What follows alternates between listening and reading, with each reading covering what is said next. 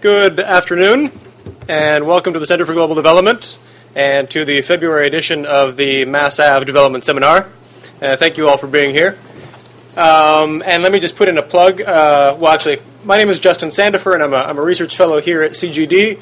Let me just put in a plug for any of you who heard about this through word of mouth and aren't on the mailing list. If you could leave a business card or your name at reception when you leave, and we'd love to add you to the mailing list for the MADS seminar series. But we've obviously drawn a big crowd here today, so I want to get right into the discussion quite quickly. So let me introduce, first of all, our speaker is Professor James Foster, who is Professor of Economics and International Affairs at the George Washington Elliott School for International Affairs. He holds a PhD from Cornell University, was previously professor at Purdue and Vanderbilt, has been a visiting professor at Cornell, LSE, Oxford, Harvard, and so on. Some of you will know him best for his book work with Amartya Sen on economic inequality, and probably for any of the graduate students in the room, the FGT measures of poverty, which kind of helped establish a consensus about how we measure income or consumption poverty in the world. He's going to present today his paper on counting and multidimensional poverty measures, pushing us beyond a single dimension in his previous work to a multidimensional approach to poverty. And we're also very lucky to have with us today as a discussant Dr. Martin Ravallion, who is, for those of you who don't know, director of the Development Research Group at the World Bank, holds a PhD from the London School of Economics, and for the last 25 years has published widely and prolifically on poverty measurement and on policies to address poverty, 3 books, over 180 articles. And he's going to present a note on multidimensional indices of poverty, which kind of takes up the issues that Professor Foster is going to lay out for us in some detail. Our general ground rules for MADS are that we encourage questions of clarification during the presentation if something's unclear, but for the most part we'll leave the discussion until the end. So your long thought questions, if you can hold those mostly until the end. We'll have about 45 to 50 minutes for Professor Foster to present, and then 10 to 15 minutes for Dr. Ravallion to discuss afterwards. So with no further ado, Professor Foster, the floor is yours. Well, thank you. Can you hear me? Is this on? Oh, okay, great. Well, it's a great pleasure to be here, and particularly being here with Martin, since we were just the other way around about 3 or 4 months back here at one of the seminars. So the thing we're talking about today is indeed a generalization of work from 1984. It's something I didn't think was possible, which in fact, when everyone was discussing multidimensional poverty, I would go away from it. I didn't want to be talking about it because I felt that it was very difficult to collapse many dimensions into one.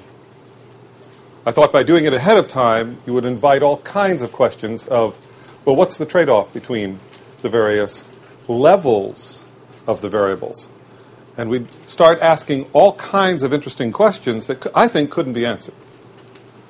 But then through discussion with Sabina Alkire and turning things around and focusing on deprivations rather than achievements, I was convinced that we could at least move it one step forward.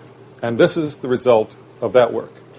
And one step forward means using data that might actually be out there and make sense. Those data might be ordinal or categorical or very messy things.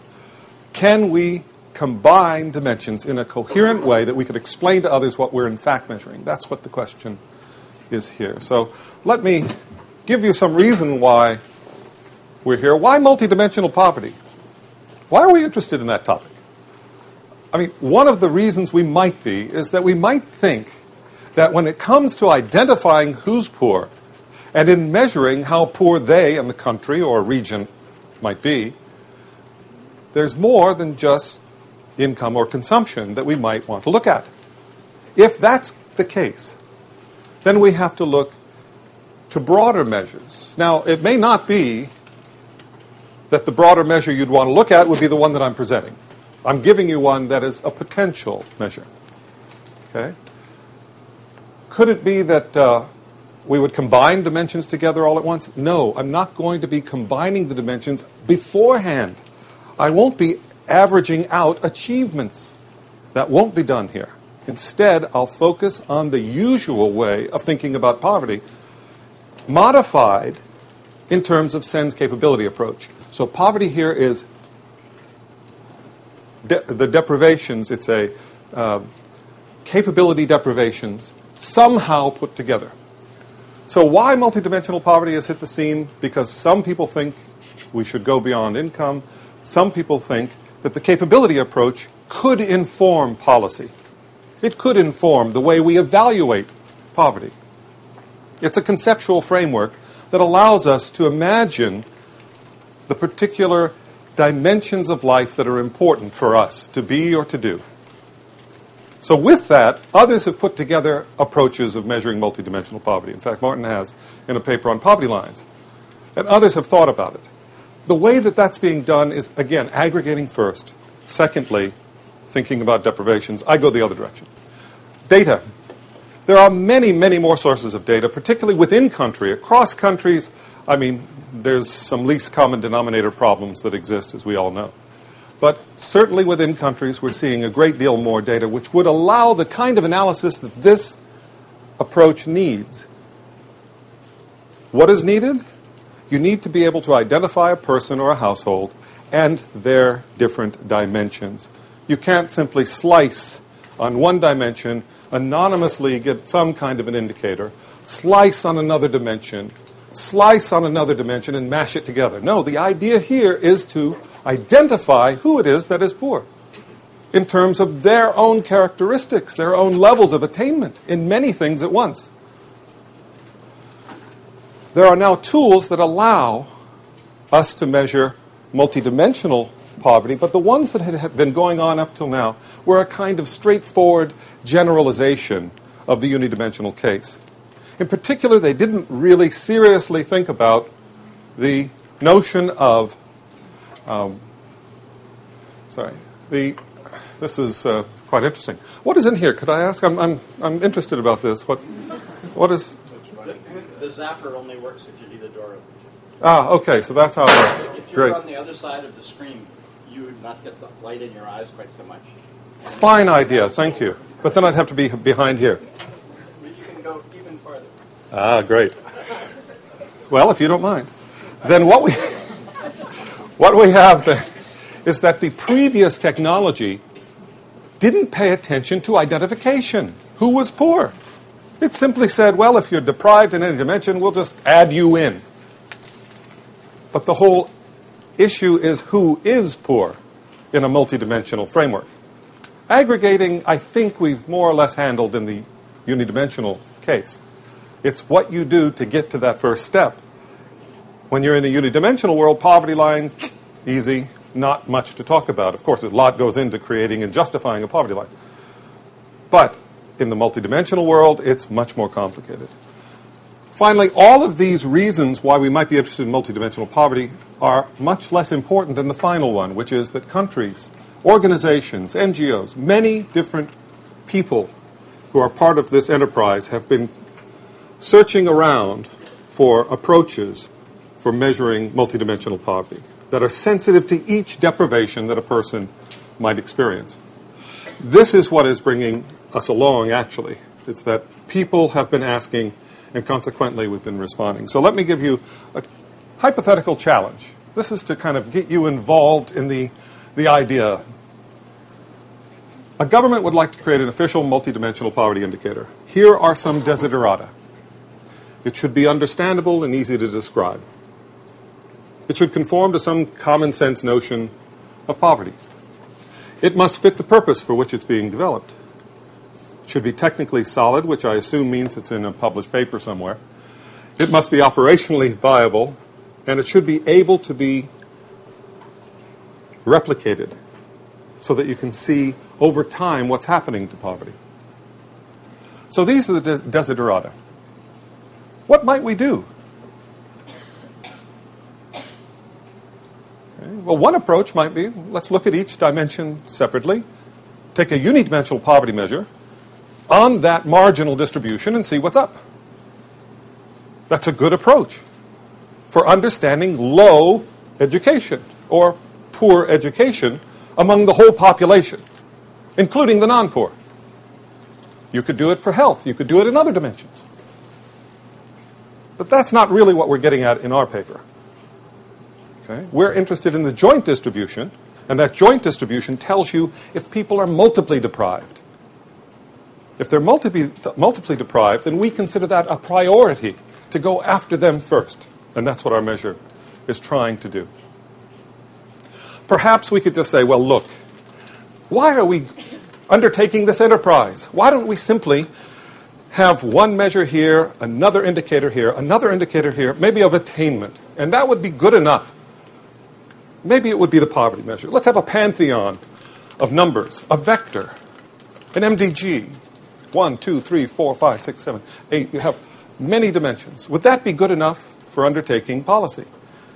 What we find clearly when you talk about poverty, that if you have many distinct dimensions of poverty that are never coming together, the conversation tends to get bogged down. People become confused that, wait a minute, you said poverty had fallen, but this poverty did, that didn't. So it becomes an issue of not being able to, first of all, conceptualize what's up. But secondly, the problem is, well, let's think. When will you say poverty has risen? It's when every dimension has risen. You're in a dominance world. And stochastic dominance or other types of dominance can be, when you have many dimensions, very incomplete. You can't say much. Now, 2 dimensions isn't bad. 3, it starts getting nasty. More than that, it's really hard. So, as a result, what would you advise? We're thinking something different. Now, is this a hypothetical challenge? No, it's not. In 2006, Mexico came along with a law that said you had to alter the official poverty methods. Look at those desiderata. Those were from the 2002 exercise for income, which I participated in. They were applied for the multidimensional exercise as well. Other dimensions included were specified by law. No discussion. You got to include these. How will you aggregate them together? Many people came together. We proposed an approach based on this paper. And in 2009, Mexico announced an official methodology, which in terms of identification is exactly what we were talking about. And in terms of measurement, was one step away from what we talked about. They measured intensity slightly different. It continues.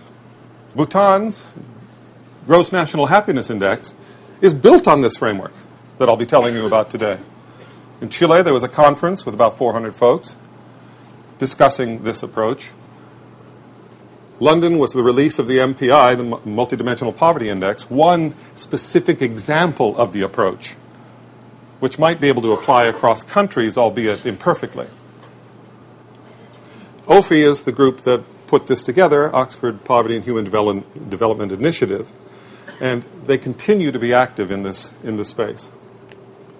In 2010-11, there was a Colombian conference, and this is certainly on the road to becoming one of the indices that are used to measure poverty in Colombia, along with income-based poverty measure.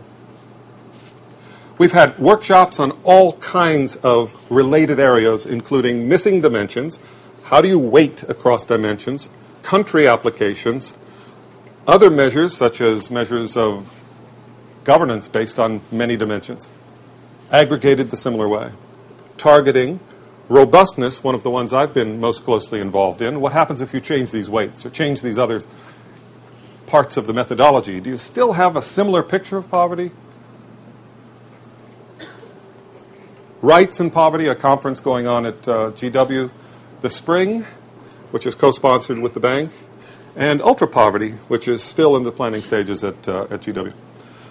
Right now, at this moment, 40 officials from 28 countries are going to Oxford, where they'll be learning this right now. They're from many countries, including Iraq. So there's a continuing discussion, continuing interest. To be honest, it's too much interest because OFI is a small outfit of a few people and can't handle it, and I certainly can't either. But we've been going around telling others and hope that there will be some discussion in terms of the next stage, what might be a better approach, and so forth. We've given several talks at the bank, the IDB, USAID, and of course today's talk. Now that's the introduction. Our proposal is this. We have a dual cutoff approach to measuring poverty. The first cutoff is within each dimension. It's called a deprivation cutoff. If you are below the cutoff, you're deprived. If you're above it, you're not in that dimension. Next, we have a poverty cutoff, by which we say if you have enough breadth of deprivation, you are considered poor. That's the poverty cutoff. The identification then is in terms of you are poor if you are multiply deprived enough. This echoes a lot of the targeting mechanisms out there, including BRAC and other NGOs. Very similar. Aggregation will use an adjusted FGT. Are you surprised? Foster Greer Thorbecke. The background papers for this include the one I handed out here, and there is a good deal of discussion of this in the paper with Sabina Alcair and Mariana Santos, who's my student, on the 104 countries analyzed using the Multidimensional Poverty Index. So what am I going to do in this talk? I want to review quickly the single dimension case, give you some simple matrices that will help us along, tell you about the identification approach, tell you about the aggregation step, provide an illustration, and then give you some caveats and some advantages of this approach. So that's what we'll do. So unidimensional approach. Framework is SENS. Identification, who's poor, aggregation, how poor. The goal is to get a methodology to measure poverty, which includes identification through a poverty line, and then a poverty measure to aggregate all the data up. The variable here will be income, well, consumption. Some other aggregate. In our original paper in '84, it was calories. Identification will be with the poverty line, which is a standard approach. I'll conceive of it myself as an absolute poverty line. Aggregation, FGT, and there's a new paper by the same three authors, which nicely recounts what's happened since then, which includes many papers by Martin in it, obviously. Okay, multidimensional poverty. Here's an example. I'm describing the FGT approach. Incomes are 7,348. The poverty line is 5. Who's poor? The people with ones. Because 3 is below 5, and 4 is below 5, so those two are the poor folks in this income-based approach. The zeros are those who aren't. This deprivation matrix is quite useful because if you take the mean of the deprivation matrix, you get the head count ratio. 1/2 the people are poor. But let's suppose we wanted to look at the depth of poverty. Perhaps we should look at the normalized gap vector, by which we take the poverty line of 5, subtract out the attainment of 3, that's 2, put it over the poverty line of 5, you get 2/5. Hence, 2/5 is that second person's normalized gap. Do the same for the third, the first and the fourth are non-poor, they have zeros. Take the average of that. That's the poverty gap or per capita poverty gap measure, the second measure in the class. Very straightforward, easy to calculate. Finally, squared gap vector. Take that same vector from before, but now square the entries. What does that do? Look at the ratio of the poorer person to the less poor person, the 2 to 1, in the original normalized gap vector. Bring it down to the squared gap, you see it's 4 to 1 now. The squaring amplifies the difference between those two, thus emphasizing the poorest of the poor. Take the average of that, that's just the FGT squared gap measure. Okay? These measures are all decomposable across population groups, a very effective property for being able to target populations, for being able to analyze what's going on with poverty by population groups, by creating counterfactuals to understand what might have occurred. There are also policy implications that are quite nifty with these three measures. The first one, if you have the headcount ratio, you know what you do with your extra dollar. You try to find the one who's just the richest person among the poor and take that and lift that person across the poverty line. Always concentrating on the least poor. one of the criticisms of microfinance by various people. So headcount, that's how you help achieve the greatest decrease that is, in headcount ratio. Poverty gap, what would you do? Well, you put the money anywhere, it doesn't matter. Because it's an average. You're aggregating and dividing, it's just an average. Finally, what about the squared gap? Well, there you have the policy implication that you start at the lowest and work your way up. As you get two people with the same, you give them an up. And the policy implication for that simple exercise kind of fits our notion of what might be done best among the poor. Okay, let's go to the multidimensional data. I'm now going to construct three matrices from the original data matrix. So this data matrix is a bunch of numbers, right? Might interpret this as dollars a day, maybe US. We might interpret this as number of years of schooling. This as self-reported health, 1 being the poorest, 5 being excellent. And this could be access to a service, a social service. 0 if you don't have access. What we would do is have cutoffs for each. These are the deprivation cutoffs. If you don't have that $13 a day, you're considered poor in this dimension. Since it's income, I go back and forth between poor and deprived. But for the purposes of multidimension, we'd say deprived in that dimension. Here, if you don't have a high school education, you're considered deprived. If you don't achieve at least something beyond fair or poor health, you're considered deprived. Here, if you don't have access, you're considered deprived. That's what these lines mean. All right? So who's deprived in what dimensions? There it is. The lines underneath the numbers tell you. Since 7 is below 12, that person's deprived in that dimension. Okay, let's replace this with a matrix analogous to that deprivation vector we just talked about. Every time a person is deprived, make a 1. Every time a person is not deprived, put a 0. That's the deprivation matrix. Let's go back now to construct a second matrix. Let's define the shortfall, the normalized gap in that dimension. So 12 minus 7 over 12 becomes 0.42. That's the normalized gap. God bless you. The normalized gap matrix here. Let's square this normalized gap matrix. And of course, 0.42 becomes 0.176. By squaring it, we change our emphasis on the most deprived. Okay? All right, so those are the matrices that I told you I would tell you about. Now let's go on to identification. Who's poor in our framework? We use this matrix, and then we say, let's count. Implicitly equal weighting here for purposes of illustration. Let's count how many deprivations people have. 2, 4, 1, 0. Who's poor? Well, it's pretty clear that this person may not be poor, and this person may be poor. At least if you've made your deprivation lines appropriate, it seems reasonable, but these two are contestable. They have some, but not some. So that's where the action lies. So who's poor? The typical approach that was done in the multidimensional literature up before us was to look at a union-based approach. If you're deprived, you're poor, and we're going to count you. No matter what your dimension. Low education, fine. Low health, fine.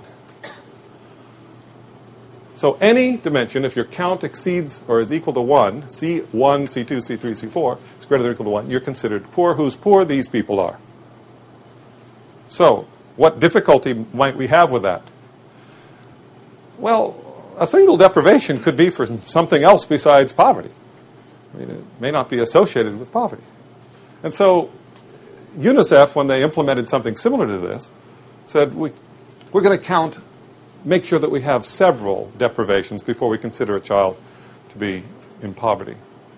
The union approach also quite often predicts very high numbers. So there's this political constraint that if you tell someone in Mexico you have 85% poor by multidimensional criterion. And they say, but wait a minute, are we poorer than India? It just doesn't, you fail the smell test, as I would call it. So the political constraints come to play clearly in that case, and just reason. So what's another alternative? Perhaps the intersection approach. You have to be poor in every possible dimension in order to be, you have to be deprived in every possible dimension in order to be poor. So who is poor in this case? That one person with the 4. The difficulties here, of course, is demanding in the other direction, particularly if you have a lot of D, right? D is a large number. It often identifies a very narrow slice of the population. For Indian data that we've seen, it goes to 0 very quickly. Okay? So this doesn't seem to be a reasonable approach, so what do we choose? Yes, you have it. Simple-minded, something in between, a cutoff K, beyond which you're considered poor, before which you're not. For instance, K equals 2, who would be poor? The person with 2, the person with 4, but the person with 1 would not be. So these are multiply deprived enough. That's the concept. The approach, if you choose K equals 1, K equals 4, gives you the union and intersection approach. It's especially useful when the number of dimensions are large, when you can get away from those extremes, the numbers getting too large or too small. So the union gets to be too large in the one case, the intersection too small. The next step, then, from this identification who is poor step, is aggregation. And I'll give you 2 different types of aggregation. The first uses only ordinal data or categorical data that you might see for capabilities. The second relies on the cardinality of the particular indicators. Okay? So just bear that in mind. Aggregation. Start with this matrix. Let's get rid of the person who is not poor. Goodbye. You see, you have a deprivation, but you're not part of the poor group. So we're not going to focus on you, even though your deprivation may be important to the Ministry of Education. We're in the Ministry of Social Development, interested in poverty. So we cut off that person, K equals 2, and we do the same for each of those other matrices, G1, G2. The head count ratio would be obtained by counting the number of people who are poor. There are 2 here out of 4, therefore 1/2. That's the incidence of poverty here. Suppose the number of deprivations were to rise for person 2. There they are, they rose. Nothing happens to poverty, does it, under the head count? In fact, there's no change. The head count ratio in this case is dimensionally non-monetary, or at least not sensitive to increases in deprivation. In the extent that I'm talking about here, you start with a dimension in which you're not deprived, you're poor, you're not deprived in that dimension, you become deprived, shouldn't it register? This is actually behind a very serious problem in some measures of the European Union. They don't realize that if you have a failure of this, you can ghettoize poverty by stuffing all the deprivations into a small group of people. And that frees up all the other people to be non-poor. Okay, so what should we do to fix this problem with the head count ratio? Here's one way. Let's look at deprivation share. The share of people, the share of dimensions in which you happen to be deprived. So there's 2 out of 4 for the second person. There's 4 out of 4 for the third. Let's average that and call it the average intensity among the poor. It's 3/4 because 2/4 and 4/4 average to 3/4. I'll take this and multiply the head count by it, head count ratio by it. So I have the incidence and the intensity multiplied together. This is what we call the adjusted head count ratio. And it's the basis of the MPI. It's the basis for a lot of other measures that are being used across the world right now. Now, what's interesting about this measure, and you can calculate it for yourself, 3/4 times 1/2 is going to be, or 1/2 times 3/4 will be 3/8. What's interesting is that if you take the mean of that matrix, that's exactly what the measure is. So it's 1, 2, 3, 4, 5, 6 divided by 16. 6/16, 3/8. So all you're doing is taking, like we did with a single vector case, taking the mean of a matrix. Quite easy to calculate, and also the statistical properties can be quite nice. Note, if person 2 had an additional deprivation, M0 will now rise. It will rise because the average goes up. Head count stays the same. So it satisfies dimensional monotonicity. How much time? Great. Observations about this measure are that it relies purely on ordinal data. No need to worry about having self-reported health figured as 1, 2, 3, 4, 5, or 5, 10, 93, 600, and 1,000,000. It will all give you the same adjusted head count ratio. It will identify precisely the same people as being poor. That's an advantage. Converting potentially qualitative, ordinal, categorical data into a quantitative measure. And we do so by dichotomizing. That's really what's going on, creating cardinal by cutting and dichotomizing. Okay, but it uses ordinal data. It's very similar to the traditional poverty gap measure, except instead of head count times incidence downward, the depth of poverty, head count times intensity downward, or the depth of poverty, it's head count times the intensity of breadth of poverty in multidimensional world. So that's the intuition. That's how we're getting beyond the head count in this case, analogous to what we did in the unidimensional case when we had the cardinal data that would allow the measurement of depth. It's decomposable across dimensions after identification, not before. In other words, you can't really separate out the dimensions and calculate their own little things and bring them together to get the measure. It doesn't work. It's not a composite index. Composite index is where you take and weight a bunch of other indices or indicators to get an overall average or weighted sum.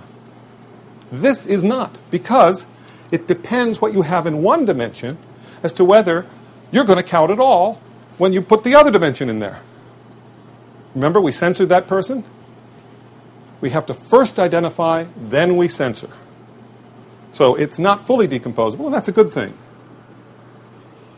On the other hand, if you do have the measure of poverty, the people who are poor, and you are interested in understanding why that number is what it is, why the average breadth is what it is, you can look at each individual each individual measure, HJ, that's a partial index of poverty.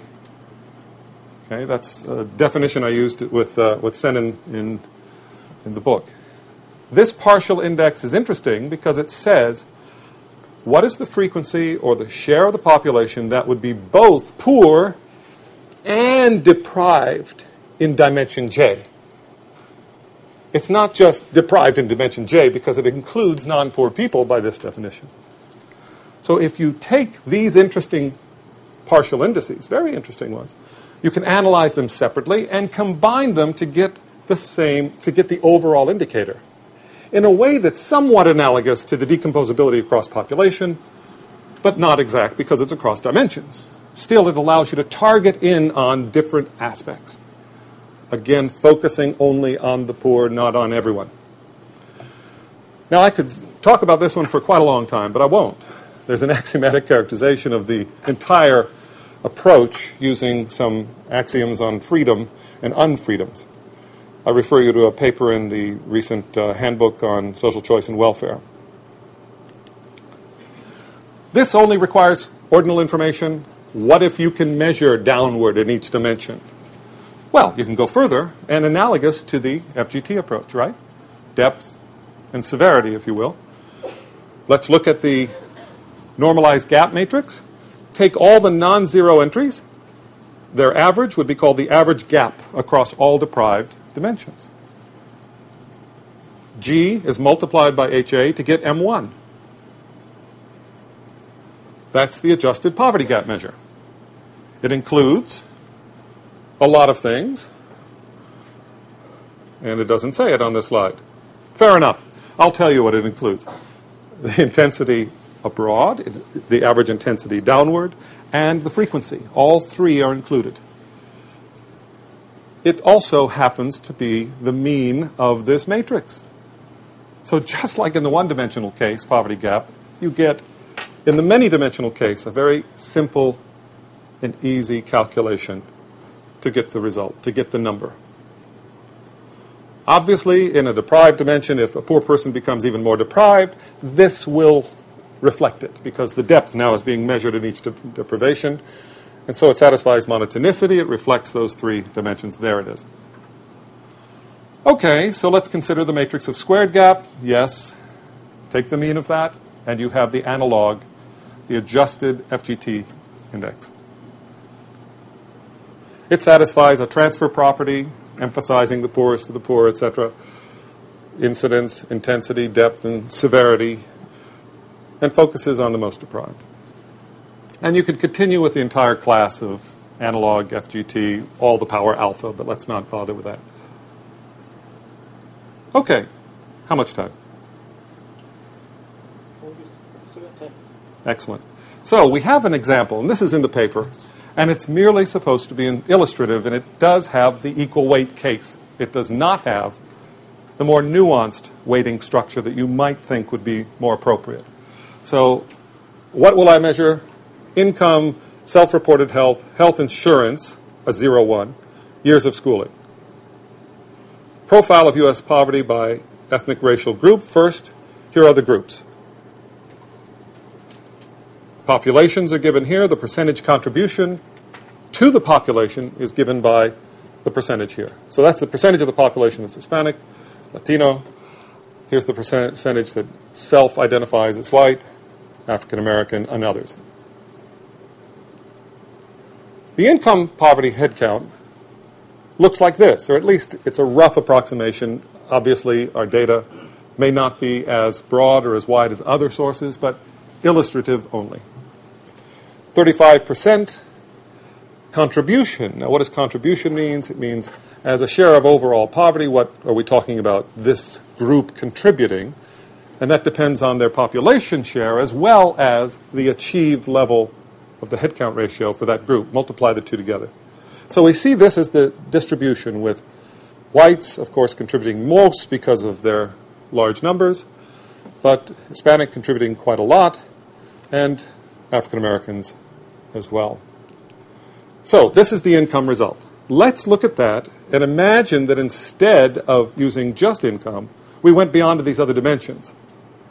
All I want to do is to illustrate what might happen, and that it can be done. So the head count, multidimensional head count, identifying people differently head count ratio, is given here. Of course, the absolute numbers may go up or down depending on how you present the cutoffs.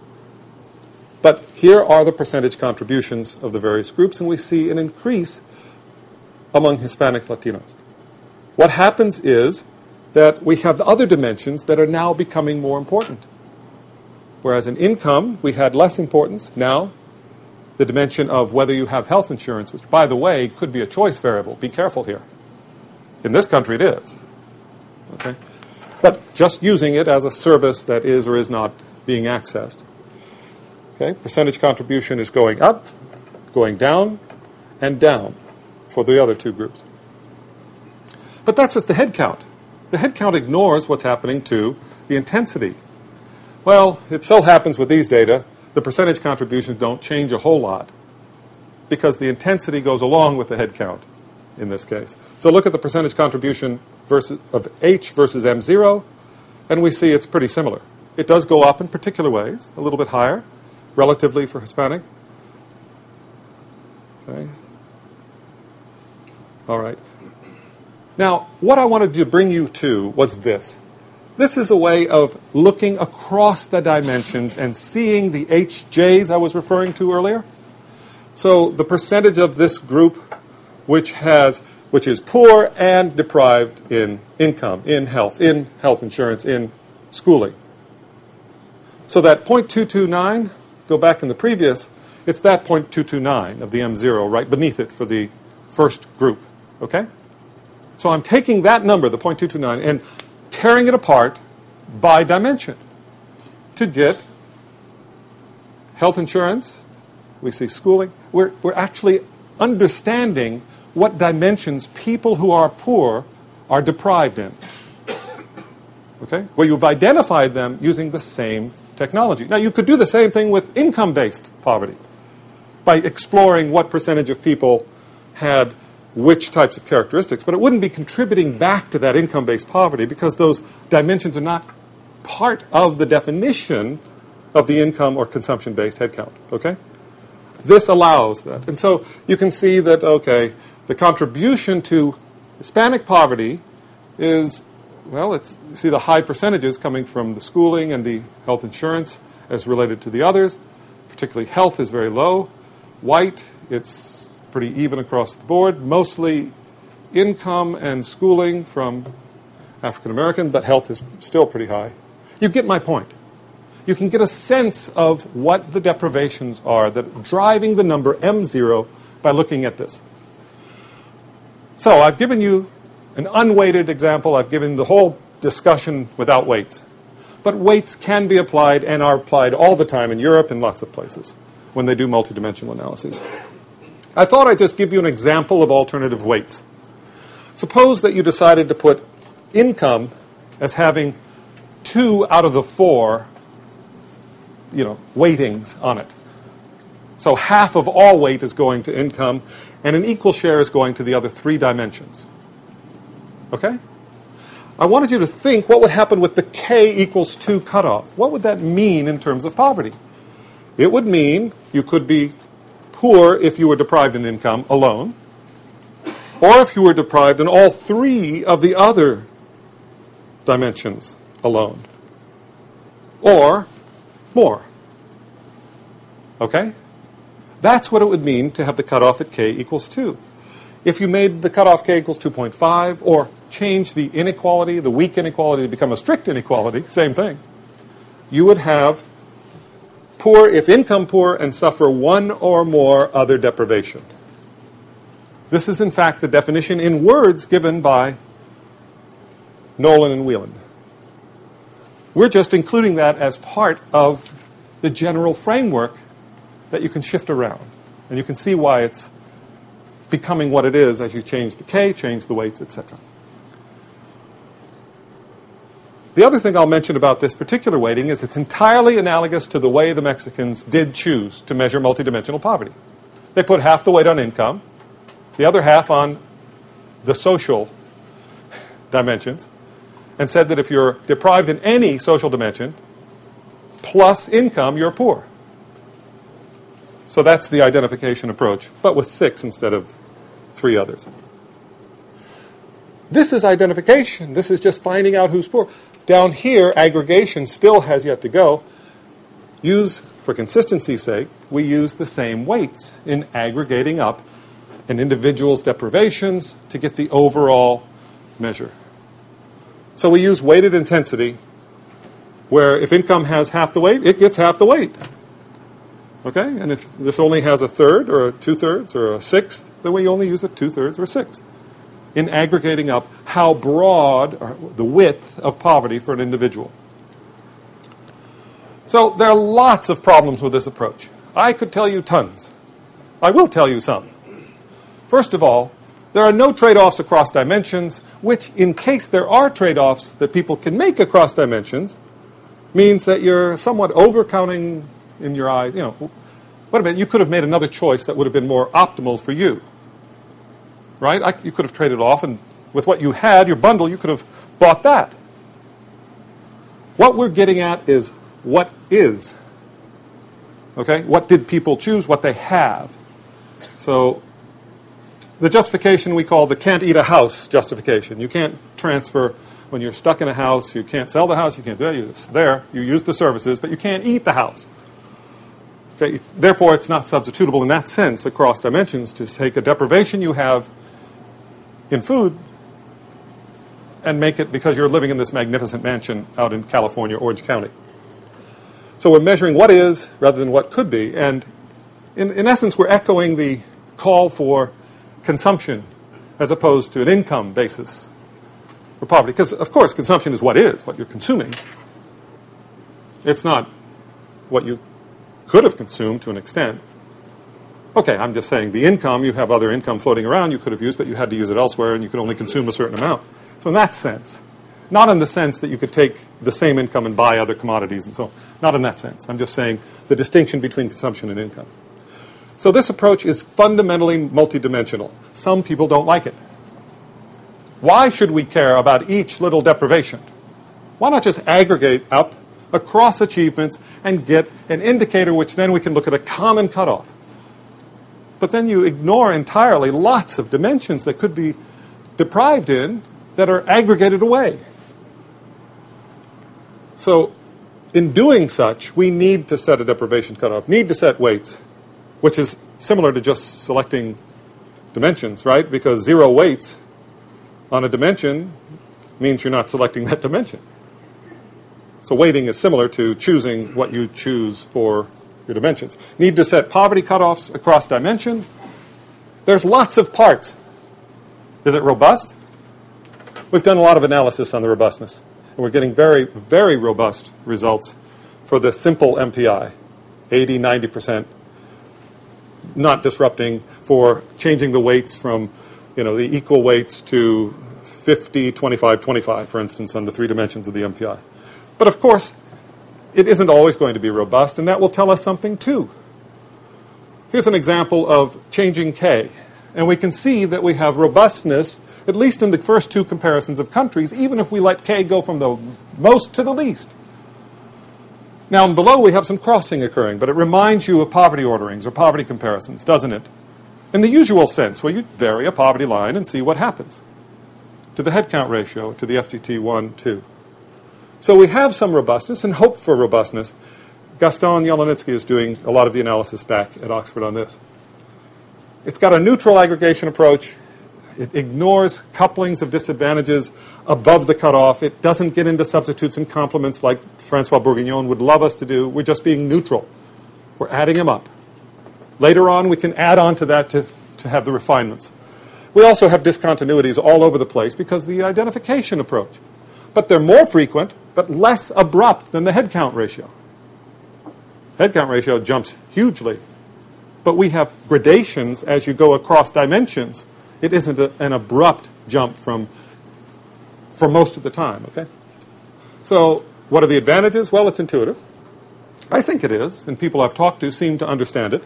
It's transparent. I'm giving you all the data you need to have to conduct an analysis of poverty. I'm not telling you what to put in there. I'm just saying here are the things you need to figure out. So in that sense, it's an open source technology that anyone can use. Okay? The question is, how do you guide folks to use it? That's tough. And that's something I'm having, we all will have trouble with as you get involved with a new methodology. It's flexible. The MPI talks about acute poverty. Okay, that's one approach. Here's the MPI's 10 indicators and so on. But this is one application of the approach to DHS data in a way that we could do it across a lot of countries. Obviously, there are constraints from data and from lots of other things. The assumptions used to create this are equal to the assumptions we do in most cross-country analyses. Perhaps worse. I don't know. We could judge. Here's the famous line of countries and all that stuff. This is illustrative. It's trying to get an idea. Is it the case that the MPI, which is in the sort of steps there, is the same or different than a traditional $1.25 a day headcount ratio for the countries? And the answer is no. And when it doesn't hold for countries, it's interesting. Why not? What's different here? This is cool. Who are poor? Who are not in these different approaches? The advantages, continuing on, we think it can be used for country-specific measures. And it has this really interesting aspect that since the dimensions themselves are linked closely to policies themselves, right? Education, health, service provision, a government can actually impact this poverty measure in a short period of time, or at least a reasonable period of time, with policy. As I say, it benefits good governance because a government can do this and then not be thrown out before it happens, right? That's the idea. And this is Carla Huff's idea, not my idea. She was the one who mentioned this to me. Can be used for targeting. In fact, the way we identify is the way many NGOs and governments are using many dimensions to target poor. It's an interesting accounting structure for evaluating policies. If you want to link a policy or a series of policies to poverty, define an interesting notion of poverty that links to the important elements you're looking at. See if, in fact, you are having the impact you hope you are through your policy. You may not be. You may be just helping the deprivations of the non-poor. Finally, it's a kind of an interesting participatory tool, because who chooses Z? Who chooses dimensions? Who chooses weights? That could be people on either a committee for a country. It could be village level people choosing the weights and dimensions. And then you have the K still left to be chosen. And what's interesting, there's the control. Based on a budget you have available, you can change K up or down to flexibly reflect the realities of fiscal constraints, despite allowing people to be active participants in defining what poverty is. So, let's revisit the objectives. Understandable, common sense, fit the purpose. I didn't tell you a purpose. I hope you can see it might fit sub-purpose. Technically solid, operational viable, replicable. What do you think? Thank you.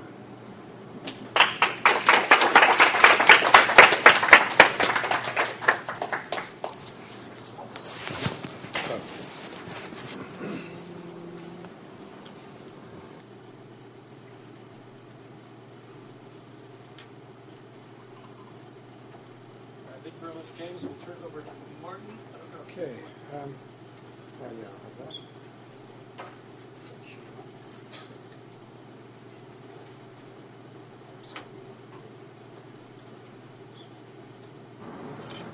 Okay, there's been, as you will probably know, and I think your presence here is indicative of it, there's been a growing interest in multidimensional poverty measures. And there are many things we could talk about here. On my own, I've been following this literature as a consumer.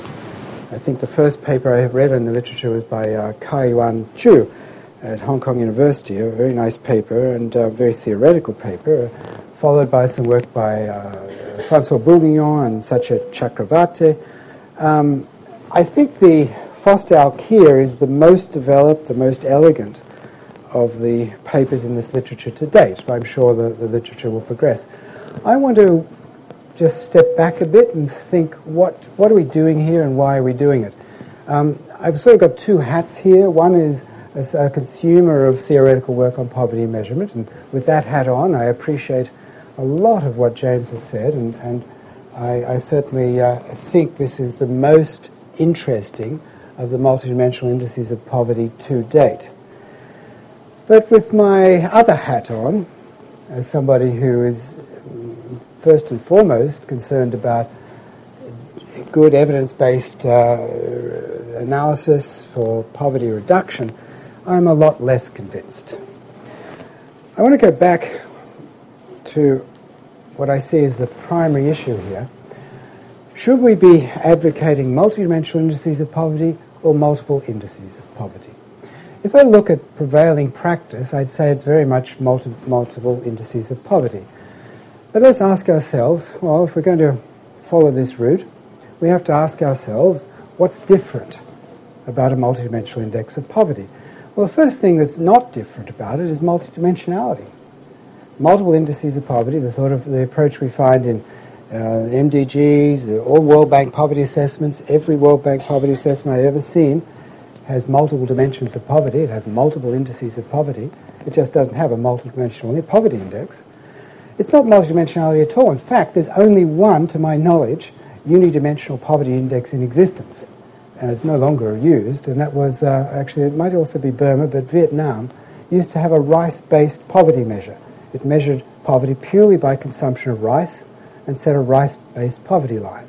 That's no longer true. When we measure poverty in terms of consumption, we're using 200 to maybe 1,000 commodity types, and that's the number of dimensions. But importantly, they've all got prices. And this is the second difference, which I don't also think is not a difference, that the claim that poverty is only about market goods. Well, clearly the fact that most of what we do in poverty measurement entails multiple indices, which include non-market goods, this can't be the difference either. So what are the differences? Well, probing a bit further, I can see two. First, whether we believe that credible poverty assessments could ever be based on a single index. So I'm going to talk a little bit about that. Secondly, the way in which, and this is a bit more subtle and not quite as obvious, the way in which one chooses to aggregate across multiple dimensions. And James has touched on the issue, and I'm going to go back to it, just explore it a little bit more closely. And could a single index ever be credible? Well, clearly not already, because the critics of the Alkir and Santos measure have been pointing out all the things that are missing. Things about security, empowerment, conflict. I'm referring here, these are the issues that were raised by Duncan Green in his comments on the Alkir-Santos measure. Obviously, people are going to raise these things, and quite legitimately. The issue then is whether we could ever imagine, as a practical matter, a single index that would encompass all of these things. And if, as I'm going to claim, we can't, we're going to automatically be back to multiple indices of poverty, in which case we have to think of the logical structure of those indices, which ones are addressed to which issues, and we have to make that a sensible taxonomy. For most purposes of poverty measurement, I'd also argue we don't want to form a single index, a single multidimensional poverty index. And here the argument is really about the actionable things we base poverty measurement on. And James also touched on this, but one of the beautiful, quite elegant feature of the Alkir-Foster formulation is that it is decomposable. I can actually break this thing up. The question I pose is, well, why break it up at all? Why aggregate in the first place? Why aggregate in the first place?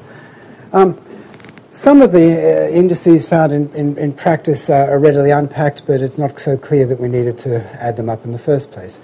Now here I'm going to be a little bit cheeky. I'm going to ask you to imagine two situations. One is you go to your annual medical checkup. Your doctor does all the usual tests, umpteen tests. I've got mine in a month's time, and you know what it's like, or I hope you all know what it's like. Do your annual checkup. You've got all these tests, and your doctor comes back with a battery of these tests and gives you some advice. Your doctor, this time you do it, your doctor comes back and says, oh, actually, I've got this great idea. I'm going to combine all of those 200 measures into one index, and I'm going to tell you how you're doing on that index. I'm not going to tell you anything else. You'd get a new doctor. Similarly, a new car comes on the market, and all those dials in front, this new car's collapsed them all into this one index. It's supposed to tell you whether you should slow down or get petrol or whatever. Just this one number. You would not buy this car.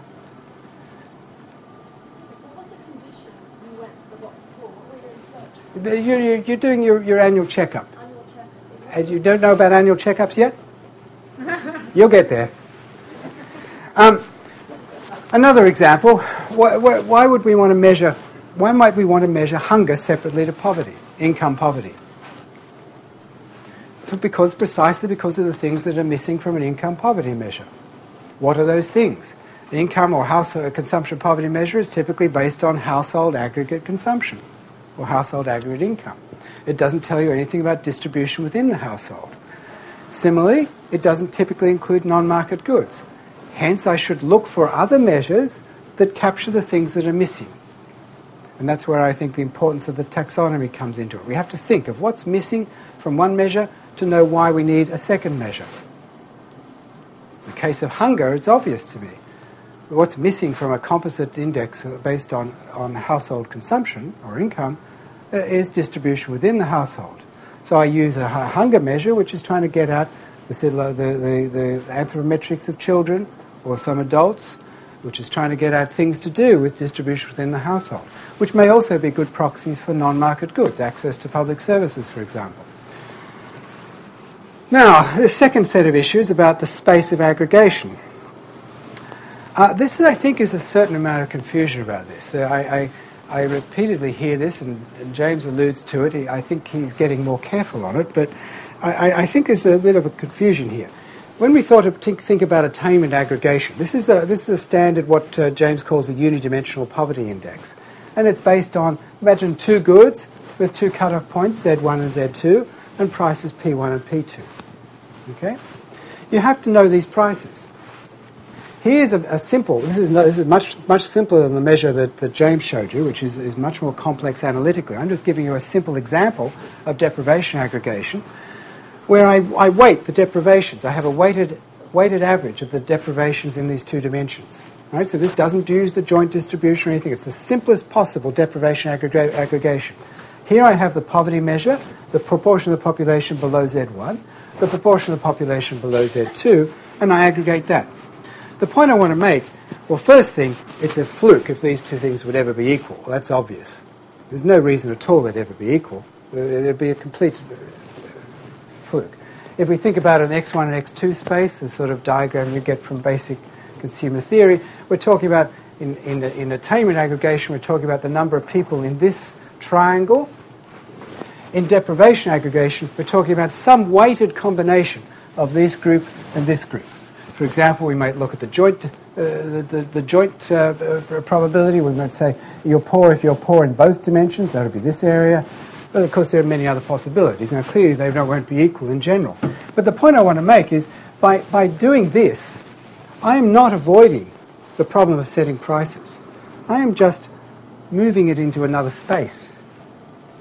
I still have to set these weights. Both of these functions are non-linear aggregations of Z1 and Z2. You haven't got around that problem. You've just moved it into another space. The issue then is, have you moved it into a usefully different space? Is it easier to think about what the prices should be? So now imagine Z2 is a non-market good. It doesn't have a price. I have to figure out what the shadow price is of that non-market good. Is it any harder to think about what that shadow price is in the attainment space than the deprivation space? I'm not sure. I would think it much easier for many people to ask, if you ask them, how much is extra health worth to you? What's the money you would pay? What's the insurance premium? I think I find that easier. I think most people would probably find that easier than setting the trade-off between health poverty and income poverty. That's a conjecture. But it is an important question we've got to ask ourselves, because we're not going to avoid the problem of setting these prices or weights by moving them from one space to another. Either way, the poverty measure is a non-linear weighted aggregation of the dimension-specific poverty lines. So what is wrong with prices? Now here, I guess I'm a neoclassical economist. All my instincts are to use prices when I have them and to figure out what the shadow prices are. So full disclosure here. I went into this literature, all these papers, and I found all these arguments for why they're not using prices. Not one of them is convincing. First argument, loss of information on dimension-specific shortfalls. This is almost a quote from Alkier and Foster. Something like that. But we didn't lose that information. It was never data. We had to figure out what it was. You can't lose something you never had. Second, it collapses the problem into one dimension. But wait a sec, so does the multidimensional index of poverty. It is a one-dimensional index. You collapsed all those deprivations into one scalar. This is not a debate between multidimensional and unidimensional. Not at all. Either way, the real issue is between multidimensional, or what I'd actually argue is semantically is a unidimensional index, one poverty index, versus multiple indices. And that's the issue we should focus on. Third, prices are missing or unreliable. Fully agree. I mean, I don't think there's a single market in the world that works absolutely perfectly, of course. But the problem is, does the existence of market imperfections or market failures or incomplete markets, missing markets, does it mean we can ignore prices? No, I don't. Prices do not figure anywhere in the Alkier-Foster formulation. They set all the trade-offs, all of them. We do not use prices. The Alkir-Foster formulation. You don't set the prices. You don't use prices, and the Alkir-Santos index doesn't use them at all. So bottom line there, we can agree that prices are missing, but do we ignore them entirely? Second to last point, this is where I'm going to be very neoclassical. If I wonder how much do I want to respect consumer choice? I may believe there are problems in consumer choice, that people make mistakes. I can believe that, but I think by and large they don't. They make choices that are consistent with their interests, and we should respect that fact. Now, if you don't agree with that, you're not going to agree at all with the following observations, but they are compelling for me. In general, deprivation aggregation cannot yield poverty measures that are consistent with consumer choice. Because there's no reason why the marginal rate of substitution in that poverty measure would equal the relative price. As consumers make choices based on their utility function, they will equate the marginal rate of substitution, the trade-off between the goods, to their relative price. There's nothing in a formulation based on deprivation aggregation that will guarantee that. The very simple deprivation aggregation measure I showed you before, the marginal rate of substitution, is this awful looking thing. The weight of good 1 times the density of the density at Z1 divided by weight on good 2 times the density at Z2. I don't even know what that is. I think it's next to impossible to calculate the marginal rate of substitution in the Alkir-Foster formulation or the Alkir-Santos empirical implementation. It's an incredibly difficult task. I think I could do it numerically. I'm not sure why I bother, but my point is that it's a very difficult and opaque thing.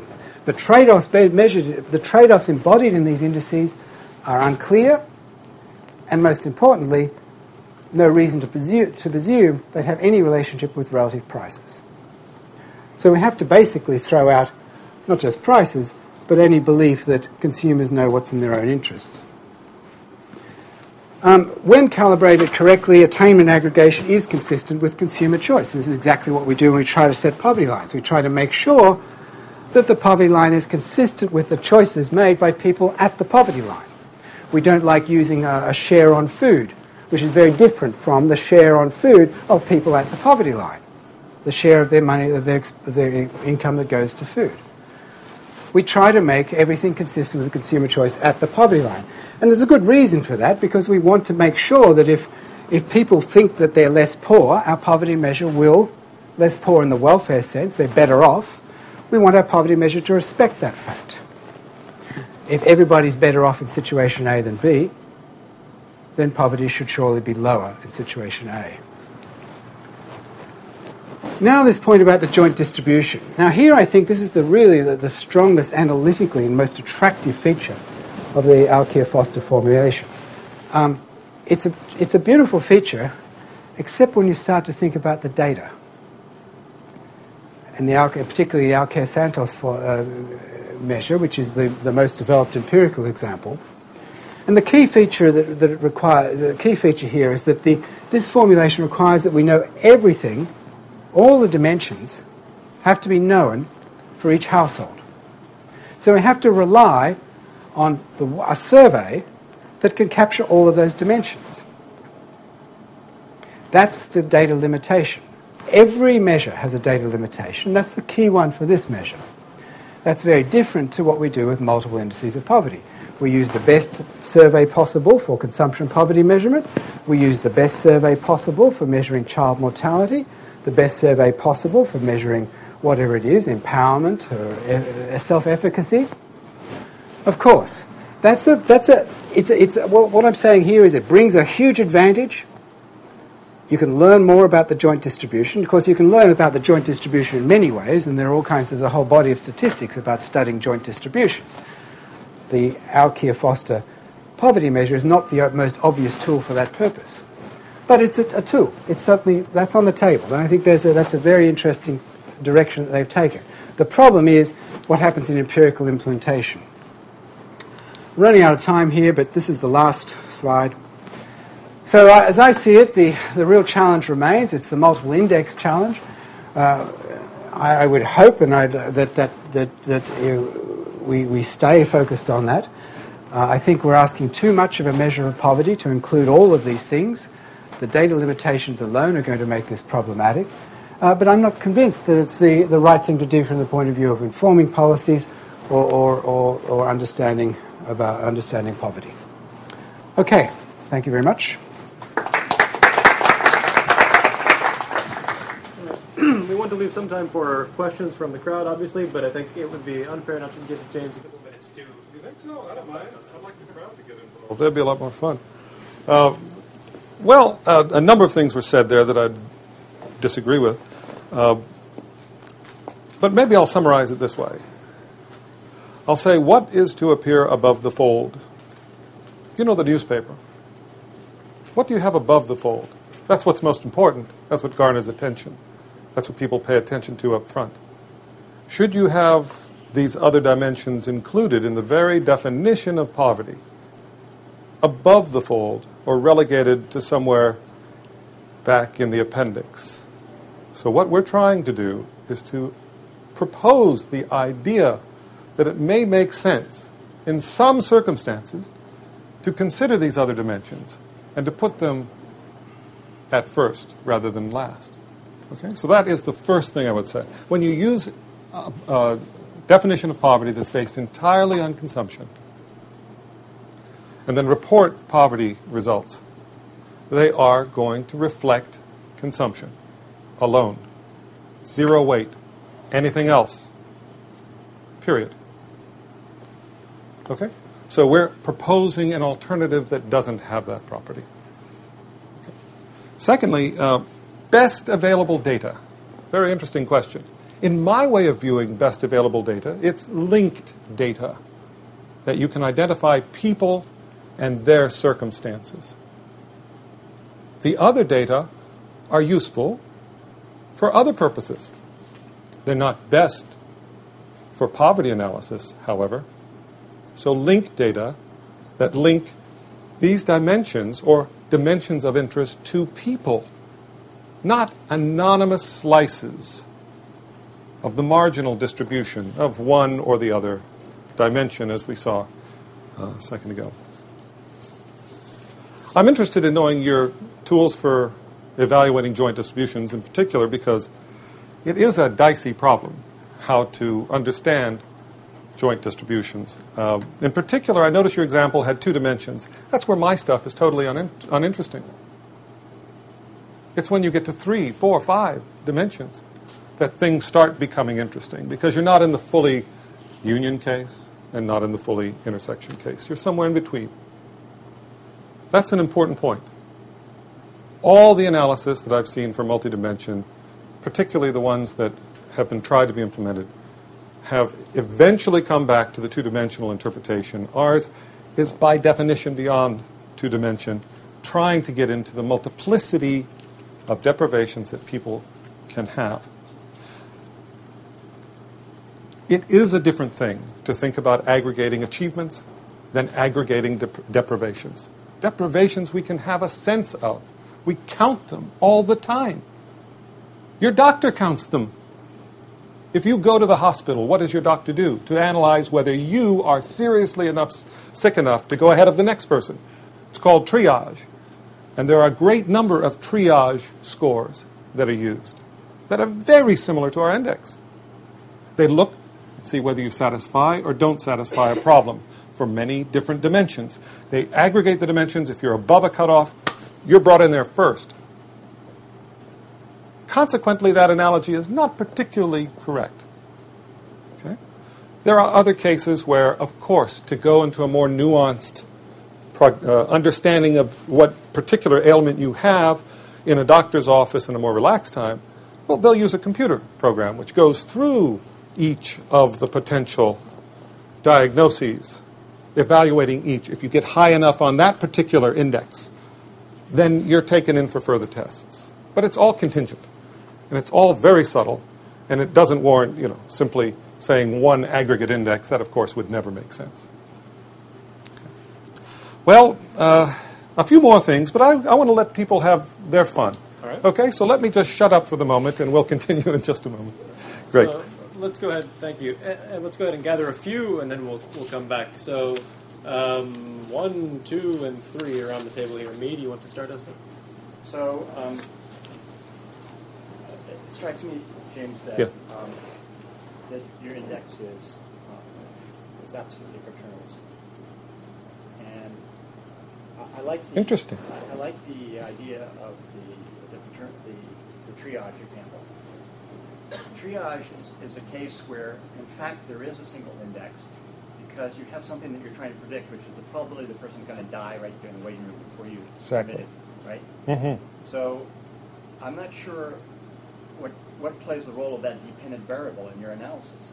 Now, it strikes me if I had all of your component variables, just the 4, for example, that you're using, if I wanted to be paternalistic in the literal as well as the metaphorical sense of the term, I could use those variables in a multiple regression to predict whether children in such a family with those 4 characteristics would be likely to graduate from high school.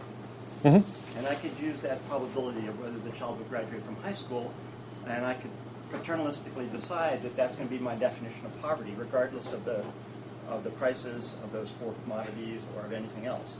That would give me a weighting. But I don't see anything except a kind of a pure paternalism, in the weighting scheme that you are proposing across the 4 dimensions, or the D dimensions. Can we keep going? I'm happy, yeah. Okay.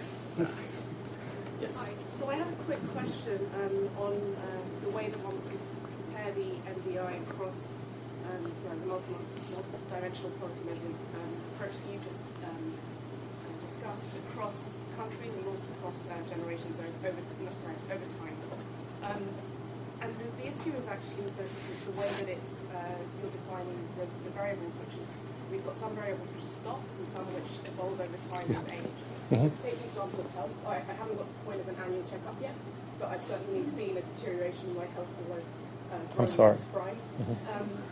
So as you age, your health measure obviously gets worse, and also you can see a similar thing with education, with the relative education, or what would, the average level of education is much lower amongst older people in developing countries versus younger.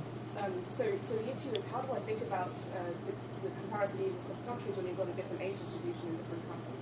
So even if you have the same weight as different measures, it's hard to imagine how you can compare them. And to take an extreme example, and this will depend on your K and D and whether your D minus K is actually large enough or not.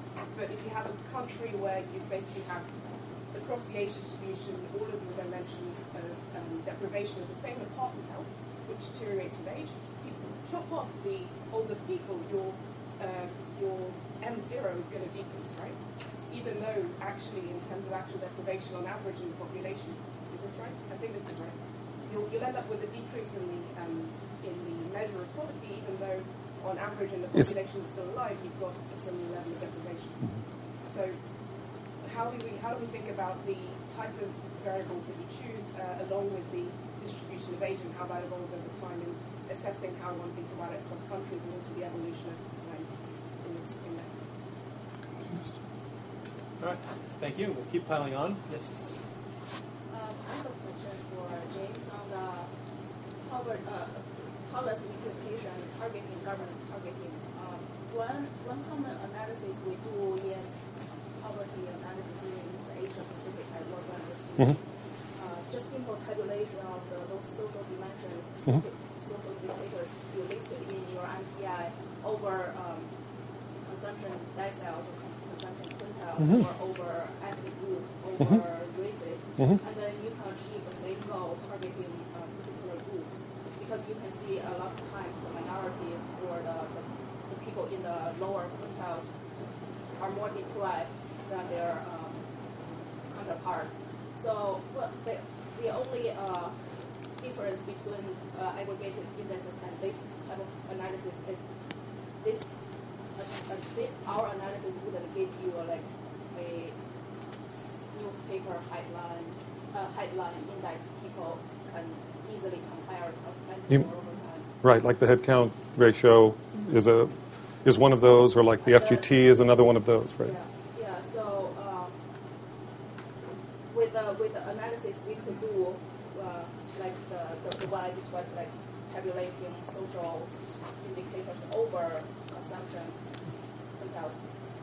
Do you think we really need an aggregated index? Because you still need to look at each dimension.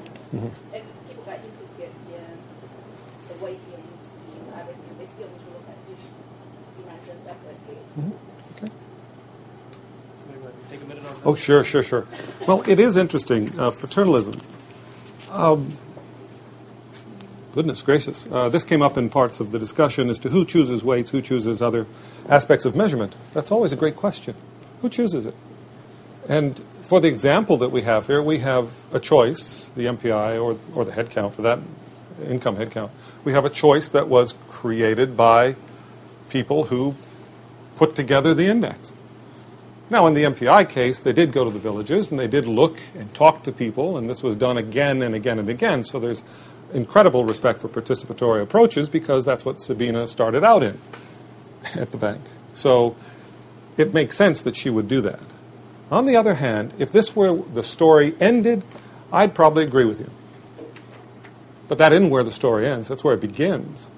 Because each one of these little weights can be altered. And each one of these weights, in fact, you can get to entire different types of inputs into those dimensions. What dimensions are important to a particular villager or a village? The participation potential is quite great. And who else should you ask beside the people who are being evaluated? That's what the question is. I mean, you should ask some people to guide and some people who can explain what is on the ground mattering to them. That's one way of looking at it. You could at least say that that's, not being paternalistic to the extent that coming over here and saying. What's interesting about this is that, I had a commentary by a friend in the Heritage Foundation who put on their site the following discussion. It is, what's great about this measure is that it tells you, what tools people have or don't have to pull themselves out of poverty. That's why we like it better than income-based approaches. Now, you may disagree with that sentiment, you may agree with it, but it's at least getting to the point of action on the part of individuals and what they have to work with in order to proceed further. So that's one interpretation. At the same time, we have other people on the other part of the world saying this is a very progressive index and so on. Well, I don't care what it's called. If it's useful, let's use it. Right? It can be progressive, conservative, who cares? So, and I wouldn't want to characterize it as paternalistic. It can be used paternalistically, as can any index. Okay, so demographics. Yes, the demographic composition of a population always affects poverty. I mean, it's one of the issues. Think of the life cycle with income, if you're measuring income poverty. If you're measuring consumption poverty, it's a little bit less flat. But you get my point. Older people, what incomes do they have, etc. So, yes, there are demographic variables we should analyze to see what are the fundamental causes of poverty. And through shift share analysis or the other sorts of counterfactual approaches, one can approach the question of how demographics are affecting poverty. They can do it with this measure as well. It's not something that's impossible with the approach. I don't think that's Rena's point. I think Rena, let me try and translate. Here's a simple example. An elderly couple. How would they figure in your story? In my story? Given that, say, an elderly couple, as I Okay. would not do the fertility module, wouldn't have the data on those. Everything would be, it's not like even relevant to imagine an elderly So you're talking couple. about the MPI? Yeah, any index MPI. like this, yeah. No, but an index like this does not have to be concentrating on elderly demographics of the of this population. type. That's just an extreme case. The demographics of the population will influence the measure you obtain. As they always will. Don't they influence yours? Of course. But not in an intuitive way. Maybe it's less intuitive, but it's in there. A population where if it's an entirely elderly population, they will automatically be poorer just because they don't have children. In fact, there are issues of imputation that abound in this entire literature, as you well know. And demographics can be part of the issue, but it can be other things as well. It's part of my point. I feel that it's a little bit more complicated than the life cycle. Yeah. No, I was just giving you that as an example. Yeah. Because in some sense, consumption, although the consumption of an elderly couple will decline slightly over Yep. time, it's not quite the same as health decline. Right. And income. For a little child to maybe one. But in the countries that do income, for instance, you'd definitely be seeing that in your data. This nicely illustrates the point that I was trying to make, and I'm not very effectively, that when we do multiple indices of poverty, when we take them to a country, there's a natural prioritization in that country. We take it to a different country, there's a completely different prioritization. Absolutely. When I talk about poverty in Pakistan, I'm talking about very different variables to even neighboring India or states of India. When I go to Mexico, it's an entirely different dialogue.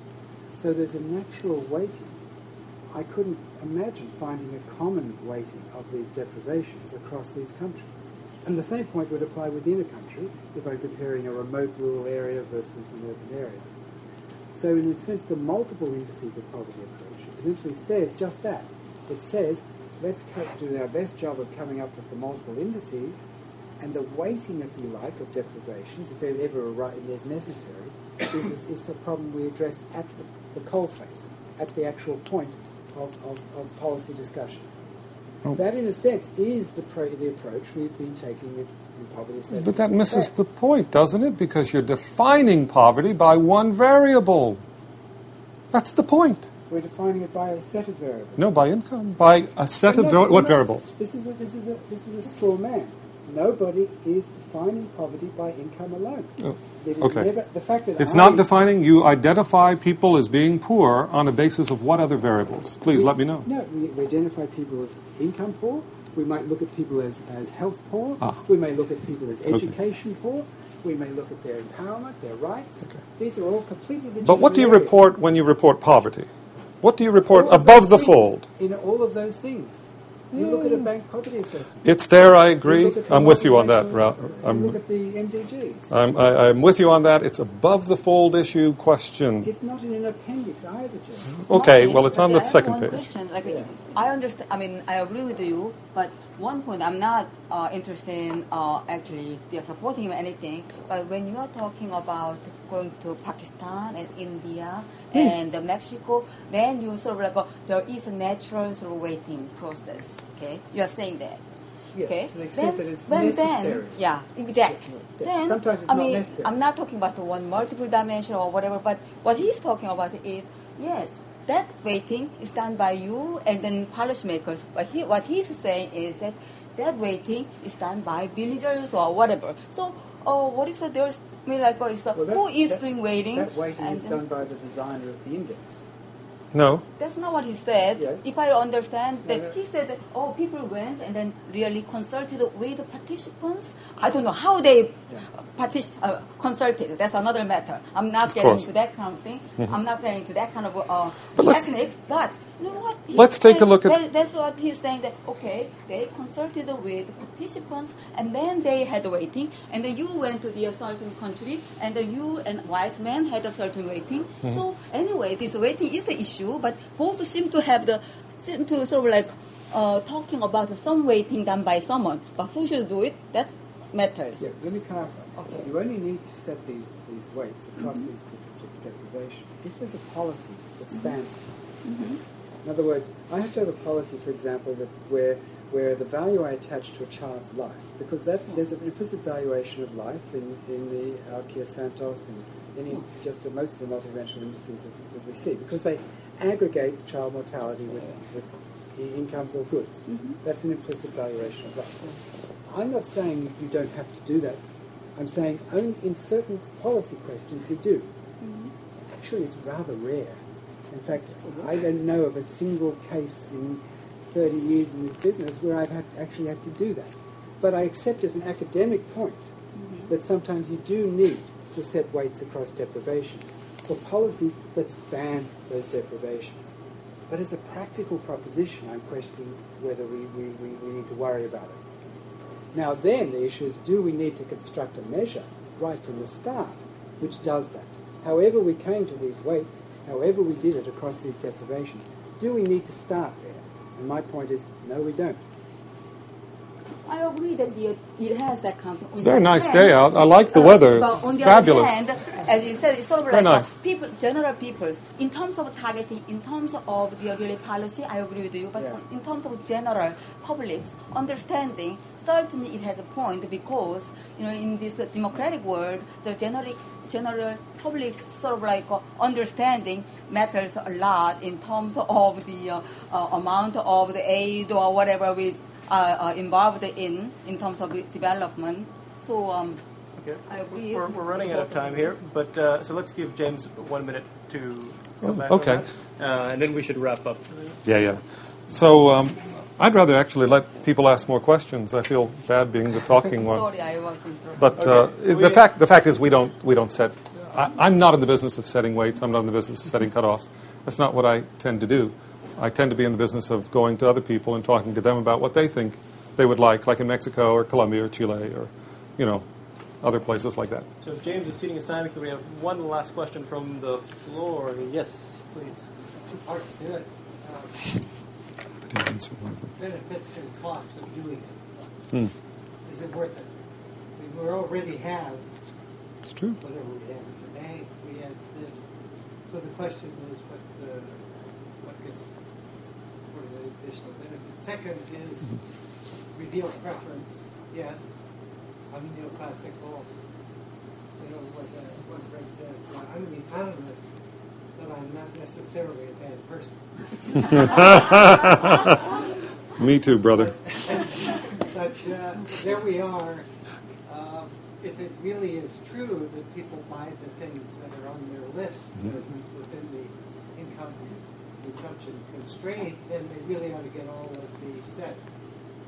But on the other hand, on the supply side, the governments that are supplying public goods, so people are buying a lot of goods that have some affected with the public interest elements in them, maybe those don't work right.